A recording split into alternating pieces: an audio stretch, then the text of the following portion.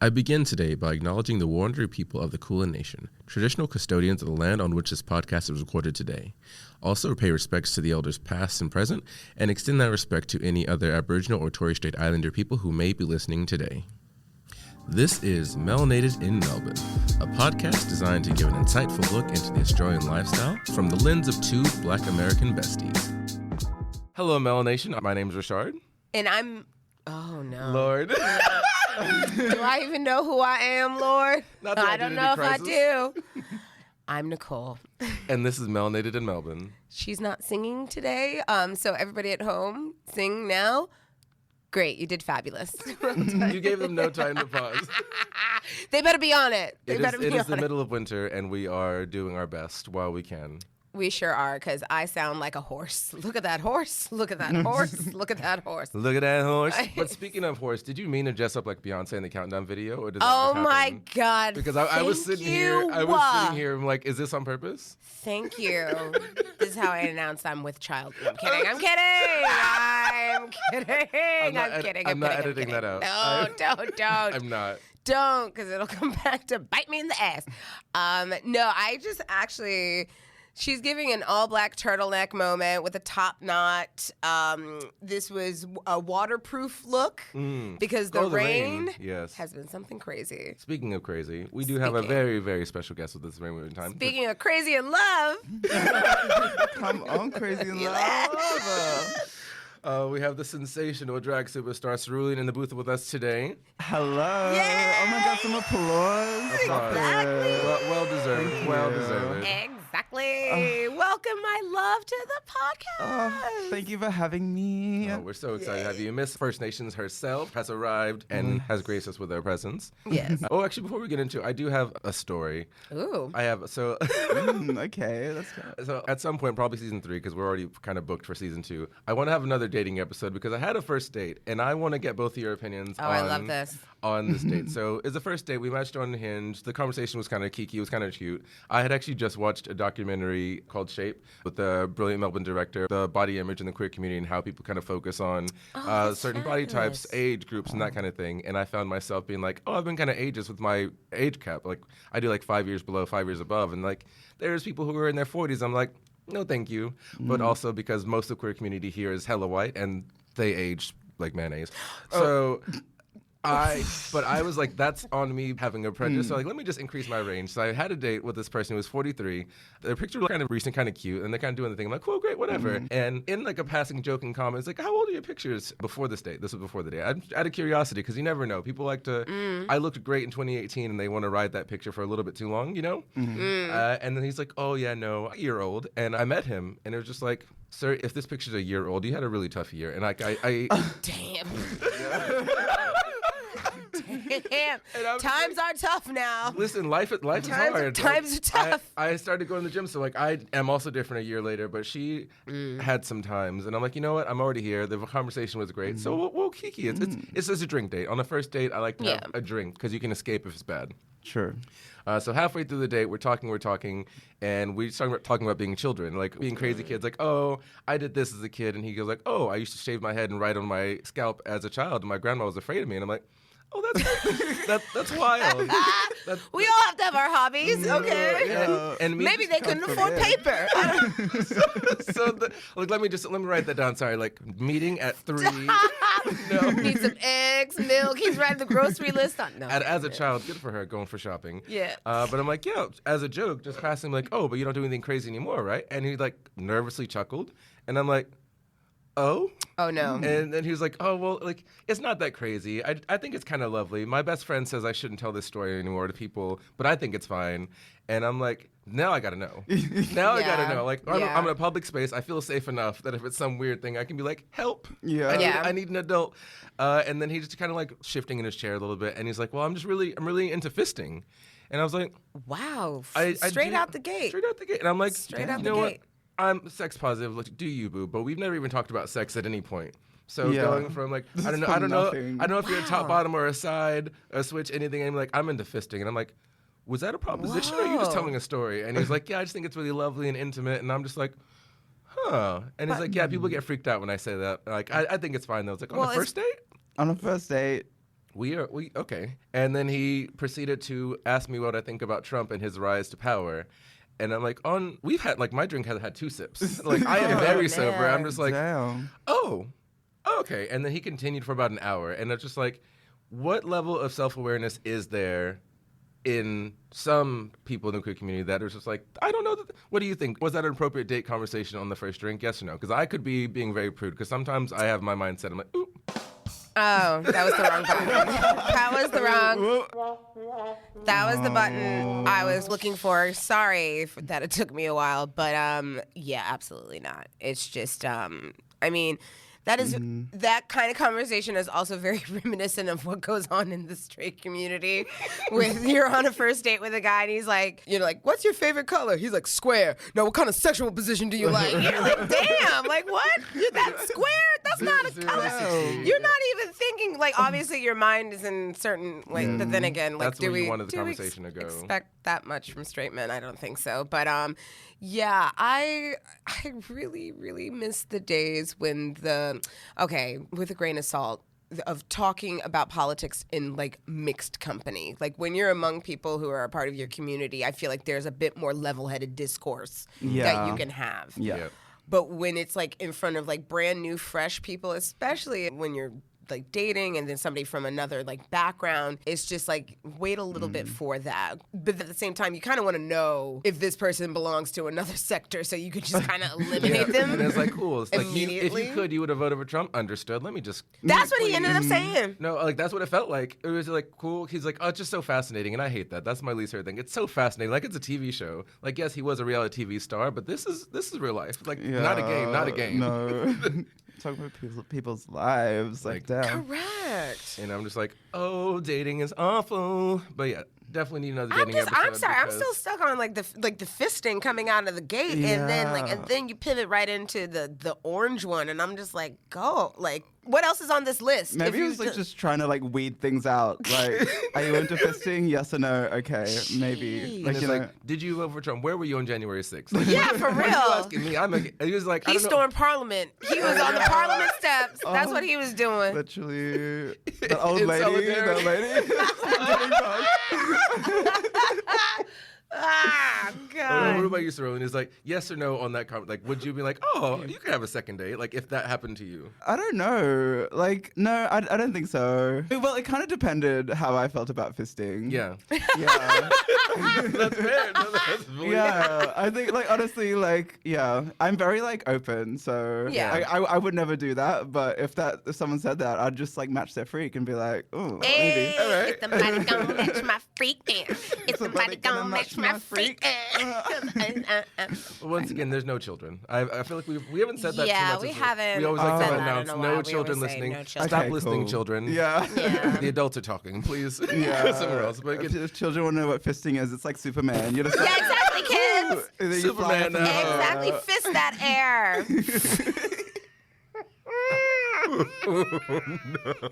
They're gonna kick us out the library. Yeah, I already know they're gonna Honestly, kick us out. it's But a soundproof booth, but I feel like we test that a little bit Yeah. too often. We're yelling and giggling and cackling and all this other shit. But again, super happy to have you here.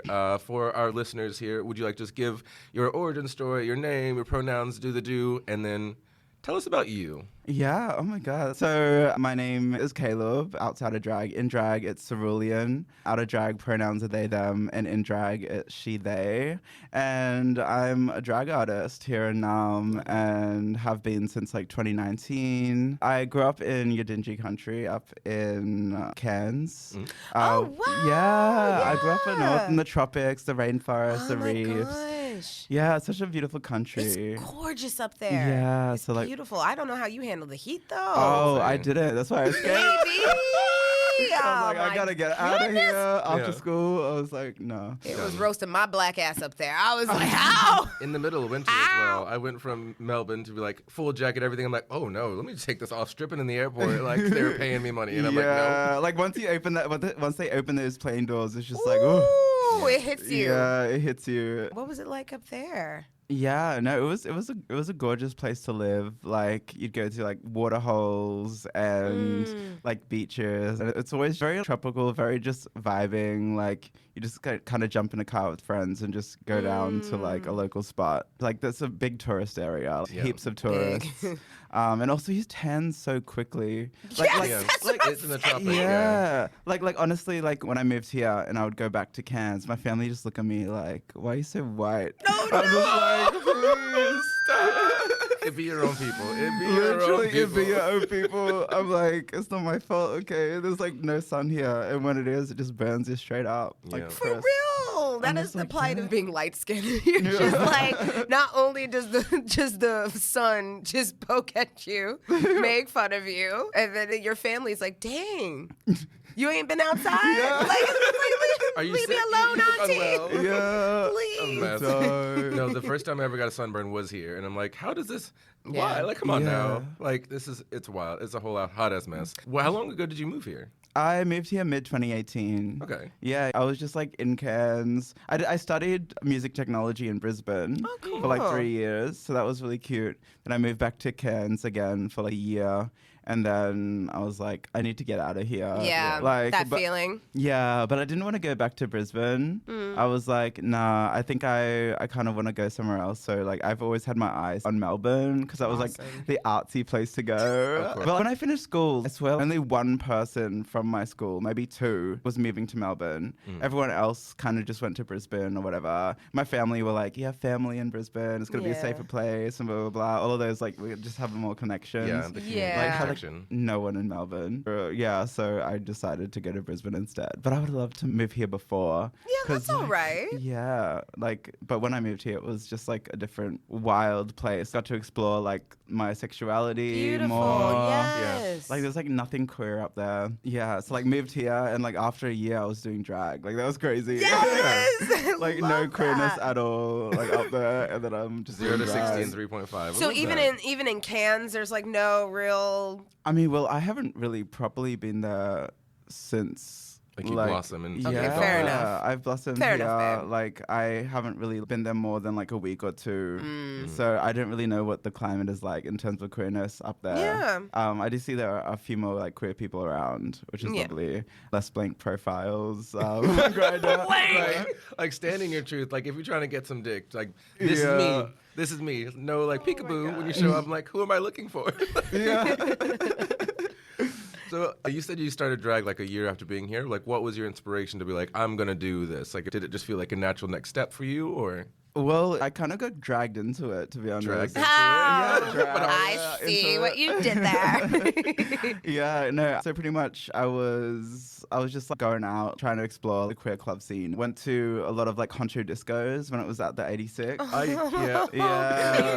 Like just looking at all the weird, wacky kind of club kid drag, and it was amazing to kind of see that. And then I was like lip syncing for my pint at Yars, and like doing all that queer initiation. Queer initiation. And a friend at the time / drag mother. I don't know if I want to call her a drag mother because all she really did was just like, do you want to do drag? And that's kind of all. So Stone Motherless Cold. So she was the one that was like, do you want to come and do drag? I've got this project going on and need another First Nations performer. Like, have you ever done drag? Interested? And I was like, yeah, let's do it. Yay! Like, I was like kind of experimenting with makeup at the time. Looked ugly as hell. But Stop! Don't do that. Listen. We all have to start somewhere. Yeah, you have to start We somewhere. all have to start somewhere, and like the kids today do not know how lucky they have it, because back in the day we would just get our makeup and you would just struggle and you just figure it out. But it was like a badge of honor. You know, it builds character. It builds character. Yeah, I look at photos. Yeah. When you look back, those throwbacks when Facebook's like, remember this 6 years ago? I'm like, I wish I didn't. Well, no. Blocked. If I could block myself. Stop reading me, Facebook. It's like, stop living in the past. We're in the present now. I forgave myself for that, so I need you to do it as well. But where did that tangent come from? Oh, actually, now I remember. It kind of started like you drag, and you're not calling Stone Motherless Cold? Yeah, You're not calling them your drag mother. Maybe like your drag. Yeah, like a Catalyst, sister, like an older sister. Catalyst. Yeah, drag Drag sperm donor. Well, like I call Dee Flowers my drag auntie. One, because she's like I'm not old. Like she's Yeah. like a couple years older than me, but also it's just like I've only done drag a couple times, and she's done my face the whole time. It's like don't call me drag mother, drag auntie. Yeah. And Well, like Stone is younger than me. oh, So, my like a gosh. couple of years. So I'm just like a stepmother situation. Yeah. It's like, Okay, gotcha. Yeah, kind of like when the husband gets a new, really young wife, and I'm you're not older calling- than I'm them. not calling her my mother. Yeah. Oh, what was the project? It was a project at Northcote. What was it called? Oh, Let's Take Over. I think they get 8 really young artists from 18 to 25 or something. Okay. And they get to do workshops in art and learn how to be producers or something along those lines. And then at the end, they produce like a festival day. And Stone was producing a showcase. So yeah, I So was a part of cool. that. Kind of no wig, went down to the nearest Salvo's, it's got some random dress and these, I would say ugly, Don't but read yourself, I no. know, I shouldn't read myself. Don't read baby No. Cece. Oh, baby Cece. It's the starter. It's the starter kit. Like in any game, It's like a you get your starter starter. kit. Yeah, your starter I weapons. know. I should stop. Yeah. But yeah, got these little block shoes. Like, You don't have to laugh like that. Yeah. oh, okay, I can't read myself. No, Nicole's like, stop reading. I want to read you myself. Like, really, don't worry, I'll do it for you. It was the imagery of block shoes that is came to my head. I'm sorry. For real, yeah, block shoes. I freaking like super glued feathers to them. Oh. I was just like trying my best, trying to be a bit wacky. Yeah. Like no wig. I just like wore my afro and like did Yes. some makeup and performed. I think I performed like Lizzo. Yes, I was going to ask what yeah. song you performed. Yeah, Water Me. Yeah. Water Me. And I had like, moisturizer and I was running throughout the crowd just like moisturizing. You know what? I people. would have been living for that Yeah. performance. Yeah. Please, Sometimes you're sitting there like, please damn, I'm moisturize dry. me. Yes. Oh, You were for like, real. ooh, like you know what? Like, thank Yeah, you. and some people were Correct. like me. I was like, yeah. go- Exactly. I would have been living for that. I would have pulled my ankle out. I would have been like, I would have put my ankle up Let me there and put been my like, jeans up. yes, please help me, my knees. cousin. Yeah, my No. elbows and my knees. Let me just. Yes, exactly. I always do that. Do you always do the ash check? I always check this. Yes, Oh. This bit right I here. always check that. Like that's Really? my ash check. If there's That's ash there, my always hands the are dry, thing. so I just get it all up. Oh, I didn't notice that before. Yeah, no, for the viewers at home, listeners, viewers.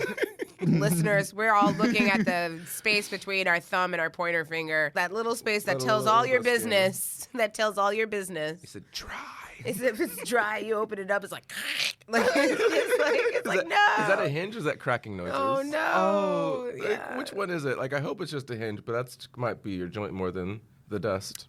Could be. Like this little sound. No, she just popped it in the microphone. Popped Oh it in the my microphone. goodness. Don't No. stop, pop. No. Yes, dude. Pop that pussy, on. bitch. So, do you obviously Stone is a little bit younger than you? Do you do other collaborations? Because I know you just had a show recently. Yeah. I had a show with Stone again, and like our director Kamara Bellwax, also Carly Shepherd, who's a First Nations dancer, amazing dancer. Oh, beautiful. We got together and tried and like craft this story. The running theme was like a queen. We knew that we wanted to do something about like a queen, what it meant. So we like explored queens throughout the eras, like what does queen mean, and produced this show called Eclipse, which it kind of like went on. It's like kind of went into more like the fantasy realm. At one point we were sirens, like mermaids swimming, and like while we were mermaids, like fighting over someone to the boy's mind. Like, Yes, I want to kill the boy. No, I want to. No. Yeah. Like, I need the power to ascend.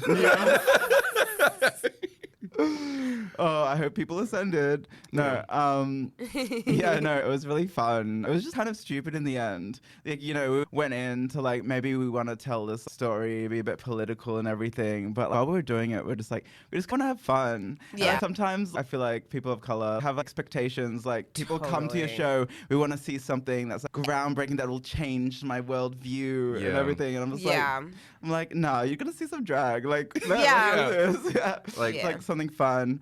So yeah, I think our show Eclipse kind of got us to just be stupid and put something together. Beautiful. It was like an amazing setup. We had like gorgeous staging and lights, a full theater production, these huge screens in the back, and yeah, it was a really fun experience, and I think everyone kind of enjoyed that I've talked to. Which I is love fun. that because you know what, now that you've mentioned it, you do feel like, especially, you know, being a person of color in like certain spaces, and you're putting on an event, and you're like, that pressure to educate sometimes Yeah. comes over. It's kind of like the same thing I feel like when it comes to, like, I'm an actor, and I feel like the same thing happens with like, movies or in short films, and it's just like, well, we got this character in, so obviously she needs to teach somebody something, but it's just like, you know what, sometimes you just want to have fun. Yeah. We deserve to have fun as well and be silly and just do whatever we want to do with our creative expression in that moment. It doesn't Exactly. necessarily have to have a certain purpose.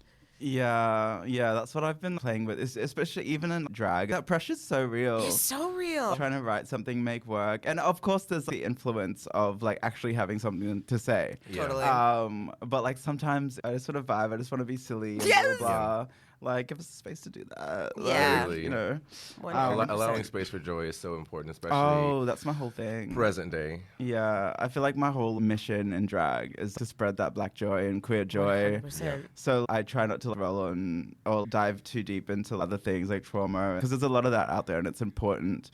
But Yeah. I feel like my mission, what I want to do is just to bring that joy, bring that just like, you know, like... 100%. Joy is the most revolutionary thing that you can do. Absolutely Yeah. relate. And especially with the show, I know like in the first part of season 1, we're like, we need to teach people about all these things. We have to do this.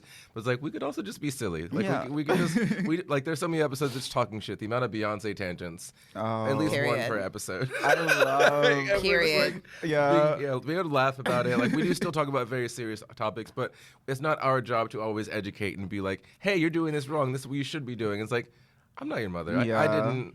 You're not mine. These Yeah. bitches are my sons. Like I don't need this. Yeah. Like, we can just enjoy ourselves, and just sparking joy in today's society is a revolutionary act in my mind. And like, Yeah. I'm gonna laugh all the way to the end. Like we make sense of memes. Like an asteroid's coming to blow up the Earth, and I'm like, not me dying by asteroid. Yes, I died by the rock.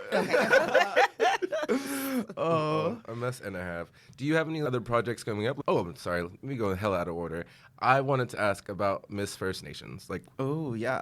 Ooh, what is this? Yeah, so Miss First Nations, it's national drag pageant, but like First Nations, like it's a full First Nations drag pageant, and yeah, it's run by Ben Gratz or Miscellaneous and Marzipan, and they're like I think Party Those are cute Passport. names. Yeah, they're Cute good. names. And they put together this national drag pageant where they fly us into a particular place, and we do all of this like pageanty stuff where we have like heats and then a finale. So we have like photography competition where we kind of take Ooh. photos, and it's like, are you photogenic? Do you know what to do? Come on, America's Next Top Yeah. Model. Like, see the photo. Yeah. It was giving like national costume. Yes. Like, I didn't even say where I'm from. I'm Maria, so from the Torres Strait Islands, Eastern Islands of the Torres Beautiful. Strait. Yeah, so I was representing in Erub, the two islands that I'm from, in an ocean-themed garment. Oh. Yeah, it was gorgeous. Yeah, so we had a lip sync competition. Love that. Have well, to be. like a shuffle. So like they gave us, I think it was like 10 songs that we had to learn. And then when we went up, we picked out the song out of a hat and we had to perform it. Oh my God, that's so amazing. that would stress me out, but I would also be know. like, because again, like, did they give you like a general list of what it would be, or just like, be gay? I hope you know this. No. They gave us like a list of 10 songs. Okay. Like, So- like we knew what the pool of what it music. could have been. Okay, so it's like, Yeah. I actually don't know that song that well. Let me just learn this. I Bitch. know. One of them Okay. was Proud Mary. Yes. And I was like, I don't think I can do that Oh, one. Yeah. no. It's just, it was so hard to learn. Like, well, my I didn't know it that well. Yeah. Obviously, I know Okay. the main parts, but I was like, oh, please, fingers crossed. There was Beyonce in there as well. Beautiful. I think it was, what is it, Crazy in Love, and I was like, I would have loved to do that, but I got Jessica a Malboy. We got love. Oh yeah. Iconic, and I was able to like, ooh, we got love. Let's do this. Because that was Yeah. Eurovision 2019. What was that was her We entry. Got Love. Was that not her entry for 2019? Oh, maybe it was. I'm pretty sure it was Eurovision because I remember hearing it was like, oh my god, I was like Eurovision, but Oh, it's I don't very remember. Eurovision. I don't remember what year it was, but I think that was her Eurovision entry, and I'm like, yeah, it sounds like 2019 sounds right. It feels right in my bones. I'm just gonna lock it in. Yeah, I'm not googling a thing, whatever. Yeah. So you killed it. Yeah, and it was great. I did like the final performance. I did like a work themed number with WTP, Tiana Taylor. Yeah. What else? Like Missy Elliott, kind of like all of these mixes together. Yes. I was like cleaning the stage and like sweeping things up. I was just like being stupid, honestly. And yeah, I ended up winning the competition. It's amazing. Hey. Yeah. So cool. And then I was brought back again at World Pride. So that was 2021. World Pride at 2023. I was brought back. They did an all winners season. Okay. With the winners of the previous going head to head together. And yeah, I won that one too. Oh, bitch. Yeah, that's so good. Casual. Like, Yeah. it's like, I don't even know why you host Bother anymore. Yeah. Like, Yeah. I win. So I'm You like, lose. yeah, come on. Yeah, I have like 2 crowns just sitting on my shelf. Period. Just That's everything. I just wear them to water my plants. Exactly. Grocery shopping. It's like, gotta let them know. Oh, absolutely love that. I think drag in Australia, especially First Nation drag, because I've seen so many of your shows. I've seen little snippets from Miss First Nations. I just think it's so wonderful. It just feels warmer than Yeah. anything else. Like, it feels like more natural, more just like a warm hug rather than like, I need to do this. I need to be Chris, I need to be perfect. I need to be a millionaire. Like, you need to discover me and be famous. Like, no, you're just telling a story. You're entertaining. And Yeah. I love it. I love it. Oh, thank you. Yeah, and talking about Beyonce, I Yes. love to perform Beyonce. Yes. I feel like there's hardly anything else that makes me feel the joy on stage when I perform than Beyonce does. 100%. There's just something about that music, and even the way that I move, like my body just knows what to do. Like it just fits perfectly to like what I do in drag. Like I try to do other pop songs, and like I You're can just not do feeling, them. yeah. But it's just a different feeling. Like if I want to bring that vibe, no one really does it like Beyonce does. No one does it like Beyonce does. Like, talk about a performer, talk about a musician, the artist of our the generation. artist. The artist of our generation, without a doubt. Actually, I saw your Crazy in Love performance like that when you guest starred at Hey Henny like a couple weeks ago. Oh yeah, And it's yeah. like just stepping on everyone's necks. Like the crowd lost their absolute shit. And I'm like, that bitch gonna be on my podcast later. Oh yeah. I'm gonna bring it up. Oh yeah, no, that's one of my favorite things to perform. Obviously, and the live version of Crazy in Love. Live Yes. version of it. I'm just like, yeah, I don't know how Beyonce eats in the studio recording and then live like eats even harder. He's like, I don't want to break these mics, but Unreal. live I can do whatever I want to. She's like, Literally, Unreal. That like, listen, whoa. Yes, I'm just like, live. ugh. Oh my God, she's just so insane. She just like pushes the bar, pushes the envelope, everything. She's just like, oh, bow down, bitches, indeed. It's just so good. We actually just recently went to a Beyonce party. Oh, is Yeah. this the, yeah, one the of the Renaissance? House of Era with Yeah, with you went on Gigi. Friday, with Yeah, Gigi. yeah. And I got my whole life because all the girls were like performing Beyonce, and it was really awesome that they were doing the live versions too, because there's such an energy. There is different Such an energy with her live performances, and they did If I Were a Boy that went into Alanis Morissette, You Ought to Know, which is just from the Grammys. yeah. Yes. Oh, Oh, my yes. God. It was just, I was losing my mind. And it's so cool to be in a room with people who actually appreciate it, because I feel like Beyonce does not get her tins here. She doesn't. They don't even really realize it. Yeah, like looking back at everything that she's done. Yeah. Yeah. I'm just like, damn, you really did that at a time, even like four. Like so good. coming at a time of like dun, dun, dun, like Timber, like all of these pop songs, and then four comes out. It's just like, I'm gonna give you some R&B, like, some singing, R&B, because everything singing. during that time, because that was like what, 2010, 11. 2011. I just remember because I was still in school, and it's a very long time ago. Don't investigate those years. And but yeah, because everything was electronic at that time, because Britney had come out with like Femme Fatale around that time, and then even Kelly was doing like When Love Takes Over, True. and then Oh My God by Usher, and everything was just like Yeah. electronic and just Pitbull. Just Oh, I love me some Pitbull. Yes, exactly. I Shout love out to me some Pitbull. Worldwide. Mr. Worldwide, Dolly.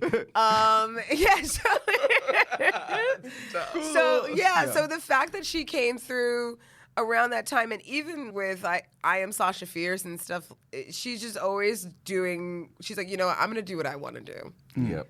I'm going to do something different. And I appreciate her for it. So what is your favorite? So is Crazy in Love your favorite Beyonce song to perform, or are there other ones? I think that might be my favorite one to perform. Cool. Because the energy is just kind of Cool. unmatched. Those horns, come on. Like the horns, Yeah. like the vocals, like even like just her ad libs on it. Yes. It's just like it just hits a perfect pocket for me. I'm just like, Yeah. Oh, that's so good. yeah. Yeah, shout out to the Beyonce. To no surprise Shout to out to anyone, the we're Baby shouting House. out to B yet again. Yeah, and I trust that you know the words, because not to be shady, but some of the girls at the party did not necessarily know the words they were singing on stage. They were missing some of them, and Nicole could not control her face. We're in the crowd. First of all, Nicole pushes us to the front always. And I'm like, it's Beyonce. She'll be like, to me, and I'm like, stop looking at me, because if you look at me, I'm gonna laugh. Like, don't ever look at me in a situation where it's supposed to be serious. Don't look at me because I'm a cackle. And I'm like, listen, I couldn't fix my face, because I get that there are a lot of lyrics, but Mama should have, I don't even know what she should have done. Somebody should have had a big cue card in the back for her. She should have had. Next card, honey, next card. Where my lyrics? Where my lyrics? where are my backup singers? Where my backup singers? Where my backup singers? It was very much a Patti LaBelle situation, because I was just like, Mama, why are you holding the mic and you don't know? Pass it to somebody else. Yeah. You don't know it. You're not even actually singing. You're lip syncing. But like, girl, why would you pick a song that you don't know the words? There were a handful of Valentina moments where like they would turn around and like be like, and I see your ass, but you're supposed to be singing at me, baby. Yeah. But there was also a lot of shows. They were doing a lot of shows. Yeah. And I'm like, there are a lot of things to remember, especially live versions, because I mostly remember the soundtrack. So the live performances, I'm not going to know the riffs and differences, so I would have fucked it up too. So I'm not going to be like, oh, you should have done better. I know I couldn't. When it comes to live, the amount of times that I've watched the live videos, like, I think I just know it. Like, it's just in there, you know? You know, now that you say that, the younger Beehive members that were there, they were checked in. They were checked in. I would have been so nervous to be on stage doing my own performance, because they were dancing what they were doing in the video. Like, imagine the whole Beehive dancing at you while you're trying to perform. Yeah. And like a mirror version, you're like, did I miss that step or did you miss that They step? sure were. Them like, babies they were on it. They clocked it. They were just into it, and they like, because I thought I was a big Beyonce fan, and then they're like singing the words, and I'm like, dang, I don't even know this version. I'm like, do I need to get my card removed? Because I identify as in the Hive. Beyonce, Nicole more so. See, thank you. And this crew, they're obsessed with Nicole. Anytime like Beyonce is on, they like find her in the room, like, oh my God, Nicole is here. They're like, so and you are here as well. Hi, Nicole. Oh my God, you're here. I'm like, I should go because the fan club, they don't want me. Oh my goodness, I fully forgot where we were in the original that tangent. But one of my questions I like to ask a lot of our guests, especially who grew up in Australia, you said you had your queer blossoming here. What was it like growing up in Cairns? Like, not to say that you knew you were queer from the start, but some people did, some people didn't. Like, what was that experience like for you? Well, I don't know. I always felt like I was queer ever since I was younger. I don't know. I was always on the feminine side. I was always a softer kid. And yeah, I think I grew up in a community with Christian parents and family, and just the small town ideals as well of Cairns itself. Yeah. So I didn't really get to explore that or like come out. And I knew some queer people, but it was very much like an unsaid thing. Like, you know, watch out for them, or like, you know, it was it was very horrible growing up, at least from my point of view of looking at other queer people. It was like very looked down upon. So yeah, I just didn't really have the comfort of coming out while I was in Cairns. Well, I did eventually, but like, yeah, it took a lot for me to come out. And also, I just want to talk about the power of online friends as well. Yes. Online community. Online communities. Online community. Like, I was obsessed with this show from Norway called Scum, which was like a coming of age kind of vibe. And I went to a Reddit page and then went to like Discord. and then a Telegram group with like 2 people, and like, we would explore our queerness together. Like, you know, we're like, oh, I did this, and we're like, oh my god, that's exciting. Like, you know, yeah, like, and all of that's, encouraging, yeah. and that really like helped me to come out as well, because like there wasn't really anything around me at the time. So yeah, really grateful to have that little group, and like, yeah, it was gorgeous. And yeah, again, family didn't really react to it well. That was almost like a tipping point to where I kind of wanted to move to Melbourne. My dad used to live in Melbourne, so I called him up. I called him up and I was like, do you know anything about Melbourne? I kind of want to move there. And he was like, oh yeah, you have family there. You have an auntie. You can go stay with them. So I stayed with her for like a month, and then I found my own place. And then yeah, so it was a lovely little transition here. Yeah. That's so good. And good on you. Good on you for doing what was best for yourself. Yeah, 100%. Yeah. I don't know if I want to move anywhere else but Melbourne. I feel like it just has that like queer scene, like unapologetic almost. I feel like a lot of other places. But I also feel like we live in a bit of a bubble as well. We sure do. Absolutely. Yeah, so you go everywhere else and it's so different. Like even living here, sometimes I'm like, oh, they should do things like this, but then you actually go back home and you see how things are, and you're like, this is... Like, I've been living in a bubble. This is like... You start to appreciate a bit more. Like, you're not to take it for granted as much. Because I got back from the States, and I found that Melbourne itself is probably more of a queer mecca than most other places, like, in my head. Like, I went back to L.A., I went to New York, I went to Chicago, places that I always thought were really, really queer-friendly. But I come back here, and there are, like, sapphic parties where women get to go, and they, like, get to be naked and vibe and have sex. So there's so many parties where, like, men can go do that. But, like, having the opportunity, like, there's not many queer women bars, but, like, we have Beans. Like, there's more things here. Like, they're trying harder. Like, things are, like, for us, by us is being made because people saw a lacking space. Instead of, like, white gays, we only need these things, and everyone else adapt to it. That's one of the things I love about Melbourne, especially when places in America where I'm like, oh, this is a gay capital. Not really. Yeah. No, not really. You're not doing it like you should be. It's not as inclusive as it could be. Yeah. I see what you mean. It also feels like, I mean, I feel like my queer friends say that they feel safer here. Yeah, that's definitely the vibe. Yeah. But like now when I go back to Cairns, like I feel very different. Like I don't really hide myself. I know that's right, as you shouldn't. I mean, you broke out of the box, and the box the box is broken. Yeah. It's like so small, and I'm just like, I outgrew you. Sorry. Yeah. So like it feels much more liberating. And I've always been like the one Pisces in my family. I'm like the only Pisces. So I was very like googly goggly out in their own fairyland. So everyone's like, that's just Caleb. Like that's just them. Yeah. So even now they like feel the same way. They're like, oh yeah, that's just Caleb. And it does feel better now going back home. Yeah. Like better as in like you're more comfortable, or better as your family's been slightly better about it with time? Both. Yeah. And you know that feeling of, I want to say survivor's guilt. I don't know what it like. Deserter's guilt. Deserter's guilt. Yeah. Deserter's guilt. Like especially with my younger cousins and stuff growing up, I kind of want to like show them like, there's other ways. I kind of want to share that with them. So me trying to put myself in a box, especially when I go back to Cairns, is just not doing anybody any justices. But I think even you leaving and going and pursuing your own life the way that you see fit, that's even more of an example to them than anything else. Because I think the same thing, because I got like little cousins at home, and you wish you're able to make it for other things, and you end up missing out on a lot when you're not at home, but you still get to provide that example of it's important to take risks in life, and it's important to live for yourself as well. Not in like a fuck everybody. Yeah, not a selfish way. Not in a selfish way, but in things. You can do this too if you wanted to kind of way. And it's important to do what makes you feel happy as well. Yeah.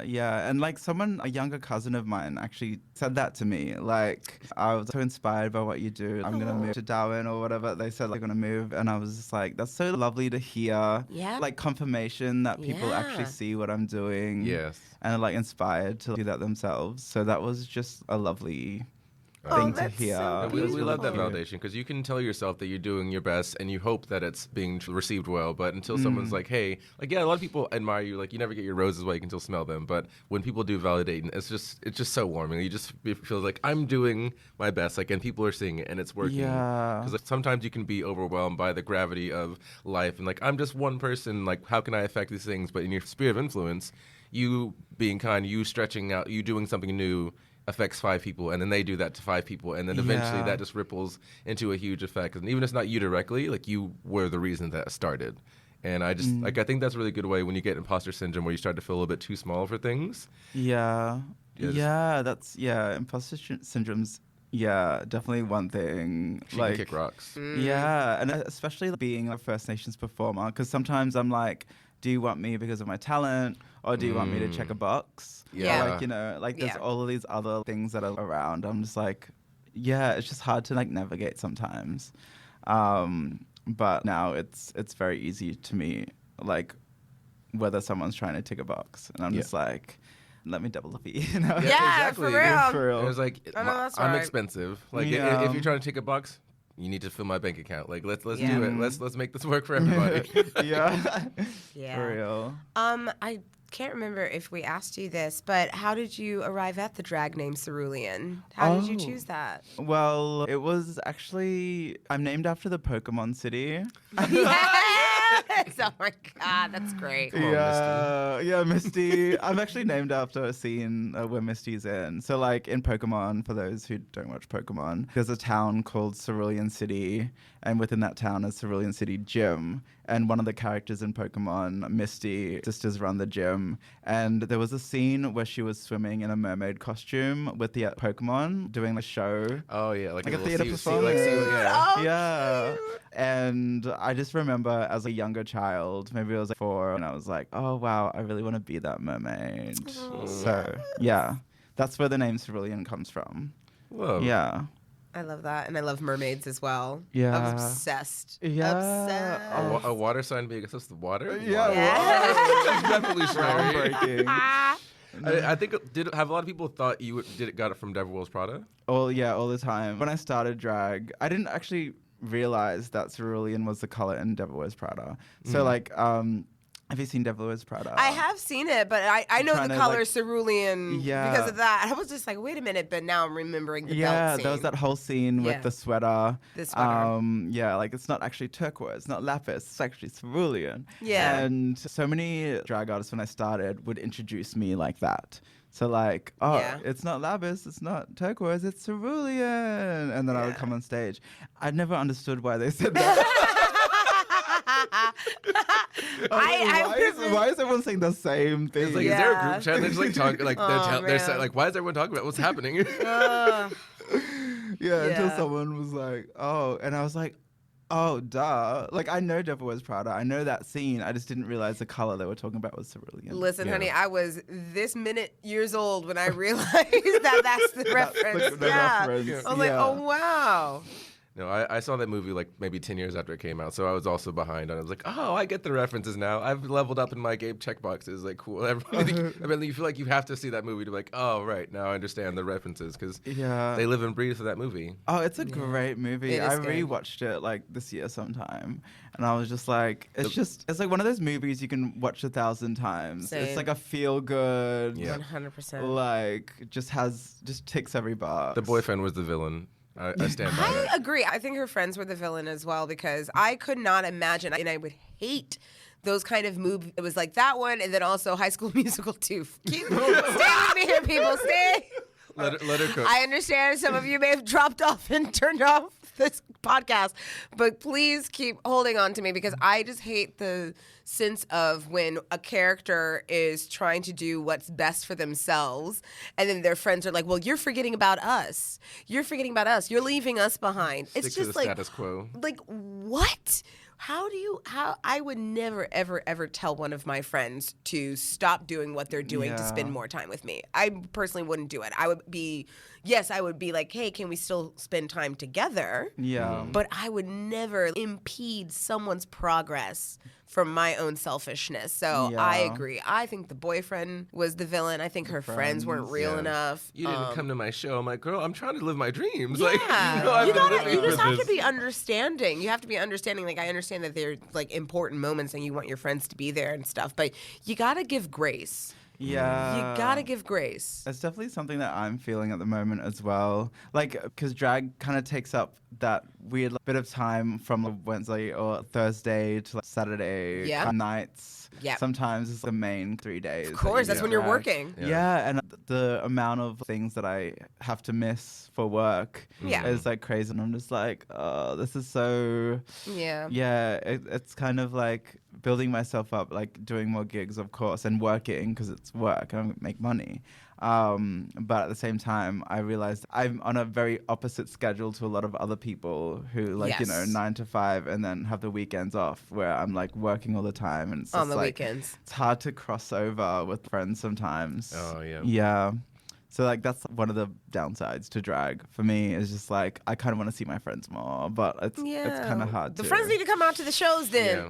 Yeah, but I don't know how I feel about that though. Like, it's do you really, feel? I love the support and everything, but also it kind of feels like because I've been doing this for a while now. It's like work to me. At the beginning, it was like, come see my show. This is exciting, but now it's like work for me, and it's just like, do you want someone to come into your office and visit you while you're working? Yeah, like I'm trying to do these spreadsheets. I'm trying to run these reports, and you're like, oh my God, work, bitch. I'm like. We can get lunch later. Like we don't have to overlap. Oh, I mean, like if they're like wanting to hang out with you, then it's just like, no, this is not the time nor the place. But it's like if you have a friend who's an artist, like go see their show, go support their show. Don't think you're gonna be able to spend time with them. That during that. But I also understand the. Yeah. Especially if people are drinking, then they're just like wanting to chat and catch up. Well, with it kind of it's the difference between like club gigs and other gigs. Like if it was like more of a theater production or something else, or Miss First Nations, or like maybe a festival thing or something, like then sure I would love people to come along. If it's just like a club gig and stuff, like sure I love people along, but I'm not gonna be there to like party with you. I'm working. Work. You may have a drink or two, but you're not trying to go wee. Like, if you're up there in those heels, you're going wee until Tina takes a tumble. I can afford roll into bed. That's what I'm Oh my God. Hey, love it. Yeah. I had a question for you. What is your favorite aspect of drag? Is it the putting the look together? Is it the performance aspect? Is it the community aspect? What sparks the most joy for you with drag? Well, I love doing things like festivals and Minus 18, which is an amazing organization that helps queer youth and they put on a lot of stuff. They did a thing called a queer formal a few weeks ago, which is kind of formal. Like they get like the queer kids to come and be themselves in this thing. Like it was like a formal. Yeah, it was like so gorgeous because I do a lot of club gigs and stuff, and that's like bread and butter. Yeah. But like, I guess where my heart is, like what I want to do is like more community-based stuff. Yeah. Because that's just kind of like, it kind of gets me going. Yeah. You know, like kind of like, oh, I'm doing, it kind of like I'm doing something. You know what it is? Because it's like you were just talking about how you didn't necessarily see a whole lot of queer representation when you were growing up, and you probably wanted to see that, and now you get to be that. Yeah, exactly. Oh, that's beautiful, babe. So, like, yeah, it's kind of like a thing where you didn't get something when you were growing up. So you kind of want to make sure that other people do. You're becoming the person that you would have felt safe with as a child. Like, Like, I read that one place and I'm like, I hold that so dearly. I'm like, yes, everything I do, like, little gay me being like, oh, this is so scary. I'm like, no. Like, I would imagine me seeing myself like, oh, come over here, little baby. Like, what do you need? Where are we going? What's up? And it's like that energy, it's like, it radiates. So... Yeah, so I feel like, that's where I get most of my purpose and what I want to do. And like sometimes theater shows where I get to like say something or then again have fun. Yeah, it kind of feels that artistic, but also the purpose kind of pole that's kind of missing sometimes when I'm performing in clubs, especially when I'm performing to people that I've seen in drag 1,000 times and that it's like, I just want to dance. Like that used to be me, to be honest, before I started drag. I didn't give to like hell's about, I don't know if I can swear. Yes, of course you can. I didn't give two fucks about drag, to be honest. I just wanted to dance. Yeah. So like sometimes I'll be like circuit and then they'd like do a show and I'm like, oh. They'd like watch the show and then they'd do like talk spot for like half an hour or something and then finally get to go back to dance. I'm like, so like I feel like I get both sides. Yeah. So like whenever I do drag and I want to put on my own show, I make sure that like, the drag is very in and out, like because I know what I like. Yeah. And like especially in a club context late at night, I'm not sure if I want too much like hosting and things around to be able to, because like the vibe. It's just read like, the room. I want to read the room, yeah. kind of. Yeah. So how did I even get there onto that tangent? Oh, because I asked you what was your favorite part. Of it. What your favorite part about drag was. Oh, yes. So like definitely the purpose kind of drag. I also love just performing. I do love the performing element. And like I said before, like with the Beyonce. Come on now, bring it back to Beyonce. Period. Yes. I'm sure on this podcast, like every 10 minutes we bring it back to Beyonce. Most assuredly. Exactly. Guaranteed. Guaranteed. Yeah, so just like that joy of performing. Yeah, and audiences sometimes in clubs are just like, yeah, whatever. But then when I do it at festivals and with things that matter more to me, it's just like, just even families and stuff. Like sometimes I go out to the community, do drag on this like little stage. Yeah. And some families are around watching, and I'm just like, this is like, I feel like I'm doing more. You know what I mean? Yeah. Than like performing like a impact. pop song in the club. Yeah. Like it's cute, but it's also doesn't fill me up. Of course, yeah. You know what? I've just actually come to the realization that drag queens and actors were very similar in that regard. Like other type of artists, like a painter, they just need the canvas, you know, and they get to paint their thing, and they're still a painter. And then a sculptor is the same kind of thing, and the same thing with like a writer. You just have your piece there and you do your thing, but as actors and drag queens, we have to have the audience. We are not even who we are until somebody sees us do our thing. That is really true. It's about that connection. It really is. It's about connection to audience. 100%. That's such an important. I didn't even think about that. Like as a part of the art form. Like I think about the other things. Like drag encapsulates so much. Yeah. Like make your tracks sometimes. Like you can perform a straight up pop song or whatever. But I like to make mixes sometimes. Yeah. You have to sometimes know how to sew, or you can get someone to do it for you. Like wigs, styling, makeup, artistry, performance, dance. Even like an element of acting. Yes, like, exactly. Yeah, so it's like, and then now on top of that, I didn't even think of like it's also audience interaction or audience connection. Yeah. And that's so important. And I love that connection. I think that's my favorite part. Yeah. Especially when I'm performing a Beyonce song. Yes. Exactly. Yeah. Oh, that's so good, babe. Yeah. Well, kind of similar to that question, like where do you, like aspirationally, where would you hope your drag to be in like 5 years? Where do you want to aspire? Where do you want to blossom to? Like dreams, sky's the limit, budget, whatever you want Go in ahead, 5 baby. years. Manifest on this podcast. So Manifest we a can lot of manifest shit. it right now. We do that, Okay. and it's been flourishing. So we like to like manifest. Oh, okay. I'd like to take my drag into different spaces, to be honest, than the club. I kind of want to focus more on festival-y stuff and things that I kind of make more money for less, like when clubs like don't really pay that much, you know, but like doing things like even like corporate gigs and stuff like that. Oh yeah, corporate gigs pay great, and you're just like, hi. Yeah, hi. Yes, exactly. So maybe more of that in my future. But I also kind of want to make some music. Okay. Yes. Yeah. See, I was saying that you Please. said that's my past. I'm like, no, it's not. Stop Yeah, I lying, know. bitch. It all circles around. So yeah, I'd love to make music. I've been playing around on like Logic Pro, which is like a music making software. That's where I like edit my drag tracks as well. Because I studied a Bachelor of Music Technology, and I'm just like, all I'm doing with it is just like making my drag tracks. And it's just kind of like I have these like They're gorgeous clean. like expensive monitors to hear sound, and I'm just like doing this. So like, you know what I mean?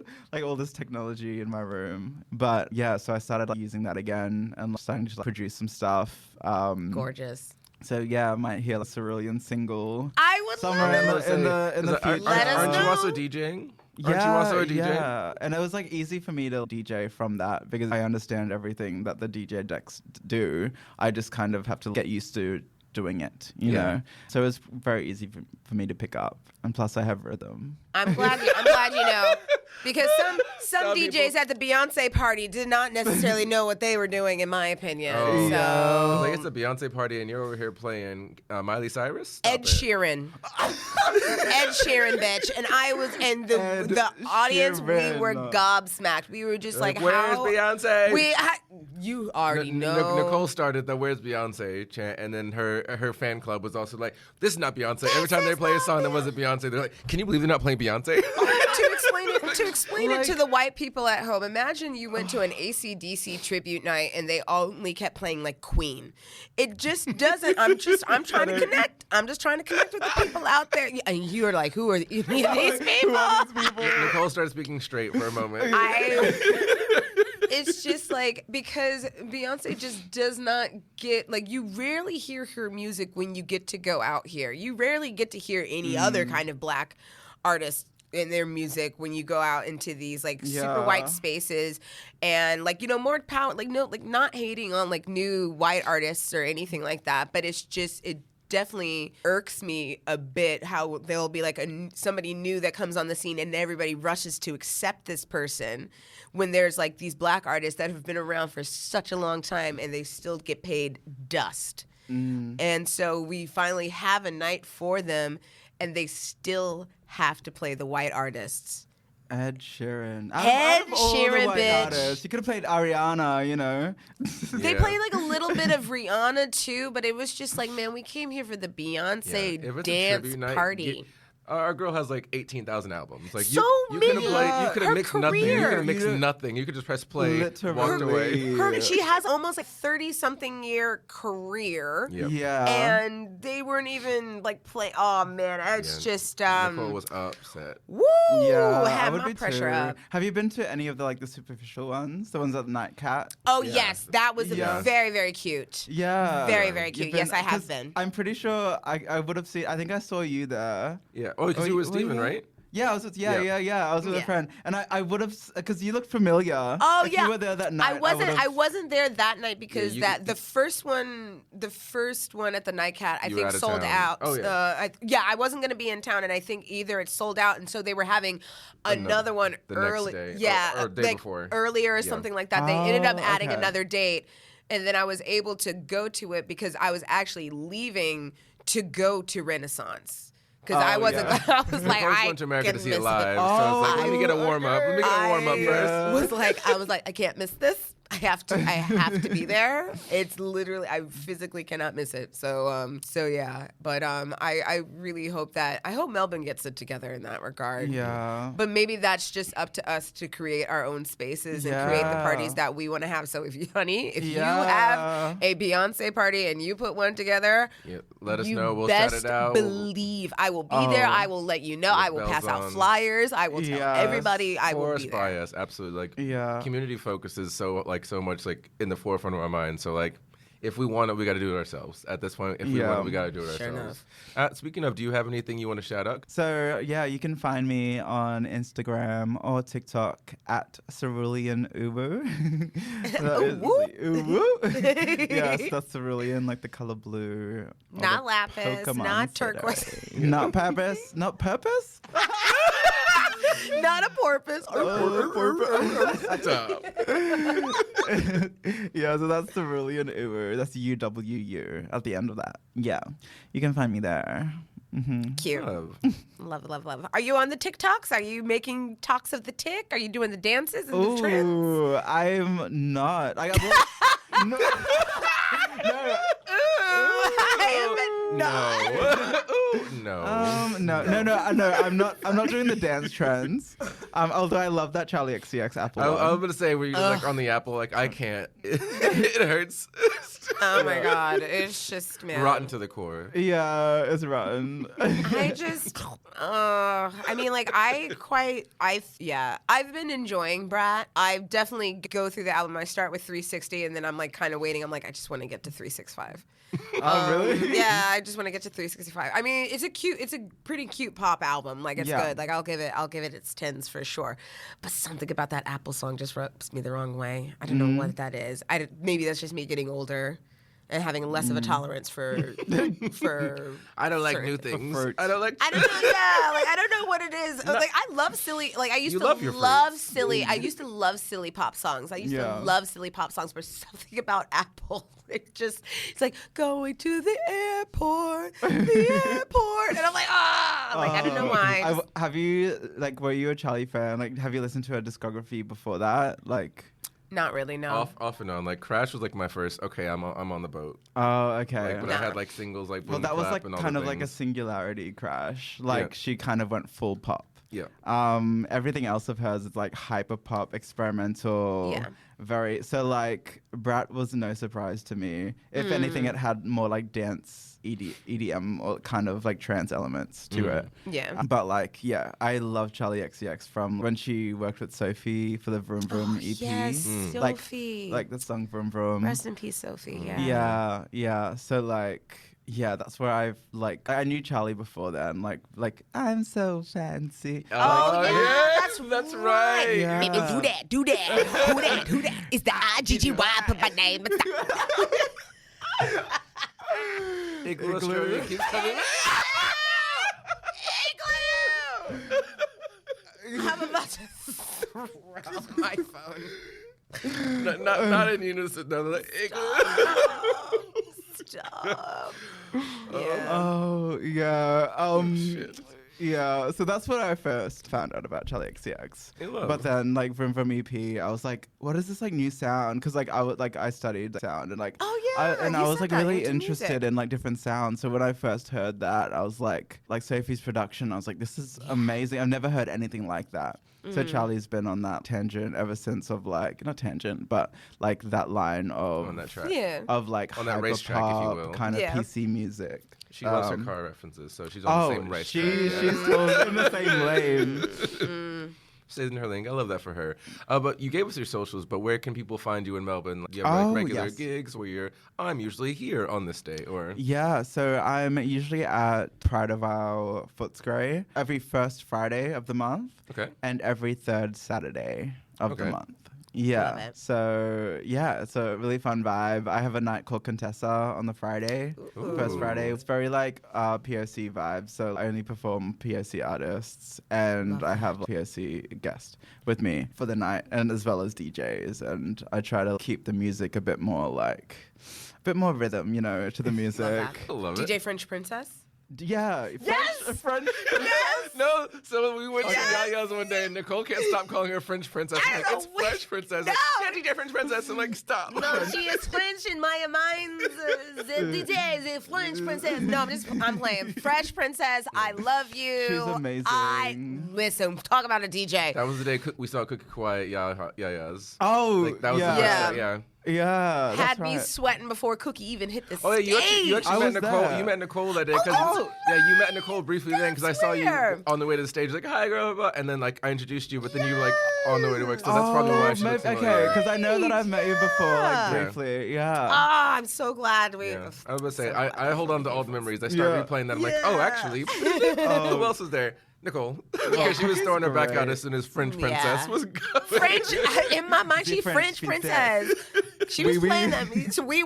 She was playing that music. Let me follow her on Instagram because I am so late to the party. Oh yeah, DJ Fresh Princess. With a PH, I believe. Fresh. Oh, because also they're the DJ for Serve on Sundays. Yeah.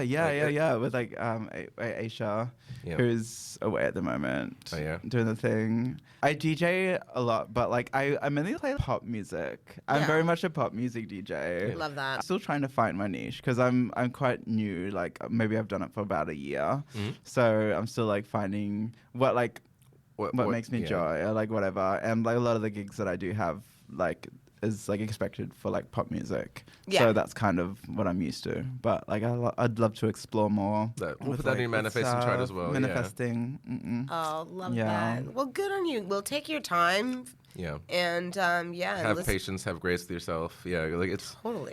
When you're doing something brand new, it's okay to be a fool and get it wrong and just like lean into that because failure is really just another lesson, anyways. Like you win or you learn. Like that's how I keep myself going for all the rejections and failures. Like you win or you learn. Like what did I learn? Yeah. How am I going to tweak it differently? And I can't wait to see where you go. This has been an absolutely fantastic episode. Thank you so much for coming out and taking your time to talk shit with us. Of course, this has been fun. Yeah, we had so much fun with you, babe. Thank you so much. Yeah. But until next time, I'm Ri'chard. I'm Nicole. And this has been Melanated in Melbourne. See ya. This has been Melanated in Melbourne, a podcast that analyzes the Australian lifestyle from the lens of two Black American besties. Visit us at melanatedinmelbourne.com or follow us on Instagram to send us your comments or questions. Thank you for listening.